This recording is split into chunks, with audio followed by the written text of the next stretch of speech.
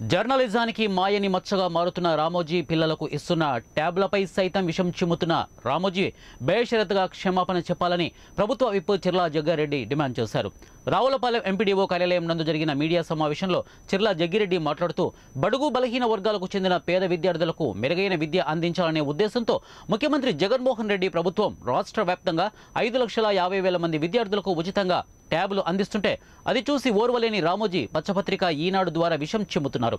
కుల దురహంకారంతో రామోజీ ఈనాడు దినపత్రికను TDP party కరపత్రంలా తయారు చేసి పత్రిక విలువలు మంటలు గలుపుతూ నిత్యం వైఎస్ఆర్ కాంగ్రెస్ పార్టీ ప్రభుత్వంపై అసత్య ఆరోపణలు చేస్తూ ప్రజలను తప్పుదోవ పట్టించడానికి తీవ్ర ప్రయత్నాలు చేస్తున్నారని, అలాగే తప్పుడు రాతలు మెయిన్ పేజీలో రాయడం, తర్వాత రోజు చివరి పేజీ మూలాన క్షమాపణలు చెప్పడం రామోజీరావుకు పరిపాటిగా మారిందని చిర్లా జగ్గిరెడ్డి అన్నారు. రామోజీరావు చంద్రబాబు ఇప్పటికైనా వయసుకు తగ్గట్లుగా హుందాగా వ్యవహరించాలని చిర్లా హితవు పలికారు.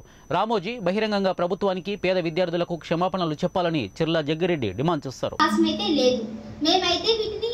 ఈ ట్యాబ్స్ ని చదువుకోవడానికి స్కూల్లో చెప్పిన లెసన్స్ ని రివిజన్ చేసుకోవడానికి మాత్రమే ఉపయోగిస్తున్నాం. అదర్ యాక్టివిటీస్ కోసం అయితే మేము ట్యాబ్స్ ని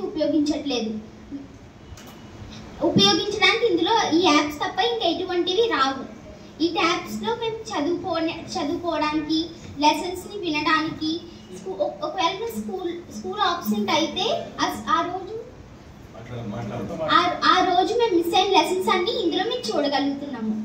ఇందులో అలాగే ప్రాక్టీస్ టెస్ట్లు కూడా వస్తున్నాయి. అంటే మేము ఈ ట్యాబ్స్ ని ఎంత బాగా యూజ్ చేస్తున్నాం అన్నది ఈ టెస్ట్ల ద్వారా తెలిసిపోతుంది.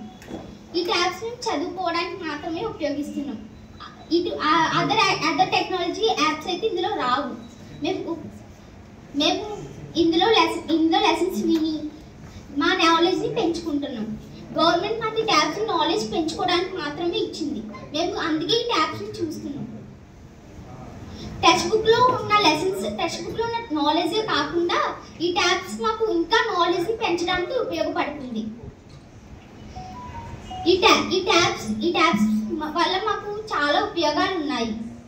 ఎటువంటి ఇప్పుడు సపోజ్ ఇంగ్లీష్ మేడం ఏదైనా చెప్పినా అందులో మాకు ఎటువంటి డౌట్స్ వచ్చినా వెంటనే మేము ట్యాబ్స్ లో డిక్షనరీ యాప్ ఆన్ చేసి అందులో మా డౌట్ క్లియర్ చేసుకోగలుగుతున్నాము.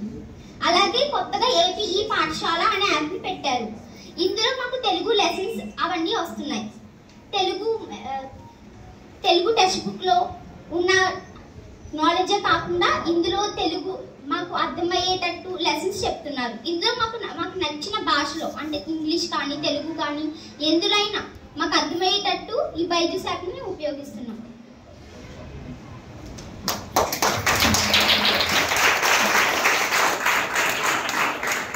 చూస్తున్నటువంటి విధంగా మీ యొక్క దురహంకారం ఇవాళ మీ పేపర్ పరంగా మీరు బయట పెట్టారని చెప్పి సందర్భంగా కోరుతున్నాం.